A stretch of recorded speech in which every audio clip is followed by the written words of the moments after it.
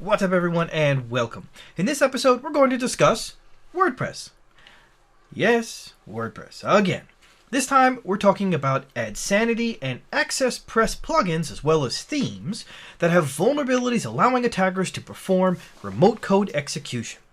Let's see what else we can learn to protect ourselves and others from this story. Oh, drat these computers. They're so naughty and so complex. I could pinch them. The first issue affects the WordPress AdSanity plugin. It's a critical security vulnerability that could allow remote code execution and full site takeovers. The second problem concerns a classic supply chain attack in which cybercriminals compromised 40 themes and 53 plugins belonging to AccessPress in order to inject them with a web shell.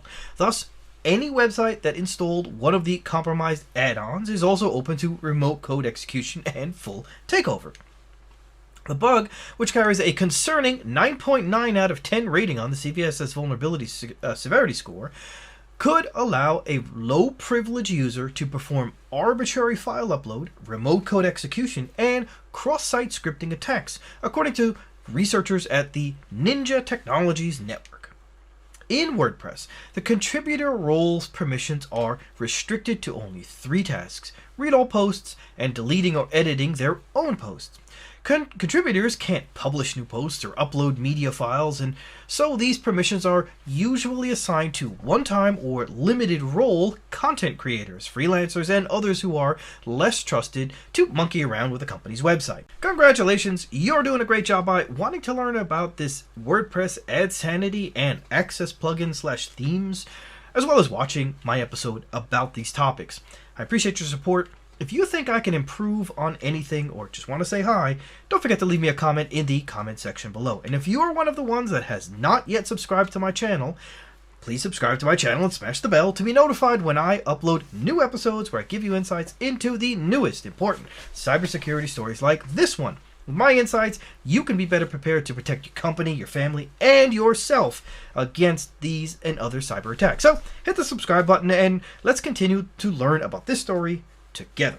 When it comes to the vulnerabilities in the AccessPress plugins and themes, Jetpack researchers delved into the provider of AccessPress's products, delved into their company library and quickly discovered that when it came to the free offerings, all the themes and most plugins were injected with a backdoor, which would allow attackers to take full control of any website that has one of the compromised add-ons installed. Unfortunately, the issue appears to be ongoing. Now, most of the plugins have since been updated according to Jetpack's advisory issued last week. However, the affected themes have not been updated and are pulled from the WordPress.org theme repository. The infected extensions contain a dropper for a web shell, which was injected into the initial.php file located in the main plugin or theme directory. Once the shell is installed, the dropper will load a remote image to a command and control server containing the URL of the infected site and information about which theme it uses. Then it removes the dropper source file to avoid detection, according to the analysis.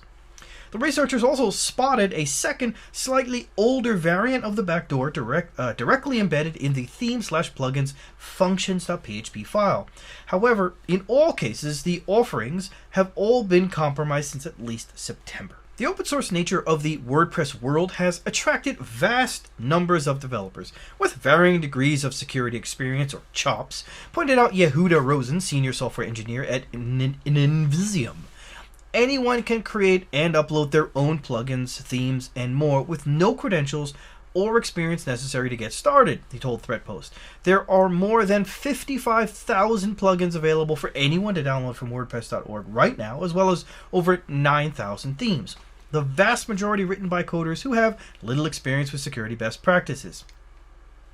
As a result, you now have a giant footprint with potentially vulnerable code being deployed to a massive amount of websites, which of course makes the WordPress ecosystem a very juicy target to would-be attackers.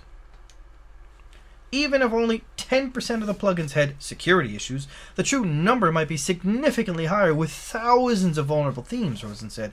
The open source nature, along with the sheer number of deployments, virtually guarantees that security issues will be numerous. And that's only talking about the plugins and themes that are hosted on WordPress.org. What about all the ones you can buy on Code Canyon or Theme Forest or this far theme company? It's so prevalent. It's massive out there, the amount of plugins and themes you can purchase or use for systems like WordPress. So what can we learn here? With this specific story, it's about a critical security vulnerability that exists in two different systems, the AdSanity, and then there's the AccessPress plugins and themes that could allow remote code execution and full site takeovers. Affected users should upgrade to a fixed version if available.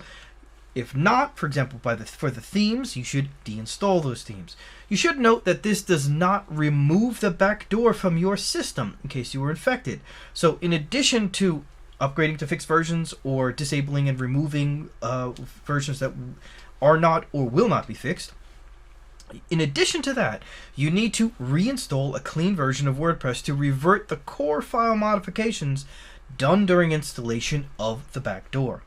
Now, this story shows again the importance of not relying solely on the work of others in the free and open community. You must continue to do your own due diligence or run the risk of having your systems hacked, and depending on where the WordPress software is installed and what kind of hack is introduced, potentially you can infect your entire corporate network. If, for example, the attackers inject a water hole attack and your marketing person visits the system and gets her work computer infected through that watering hole system, you risk your entire network. Additionally, if the system is installed within your network, giving, say, limited external access, the infection can already gain access to your entire network. So it further shows the importance of surrounding the use of open source community software, as well as inherent risks in using a system like WordPress, because you think you're going to get something done much faster and cheaper. In the long run, with all of the added support you need to do for this open source code in terms of the security perspective here, it can end up costing you that much more. With that, I say thanks again for watching. Don't forget to share and subscribe if you haven't already, and smash the bell if you haven't already. And I'll see you on the next episode. Take care.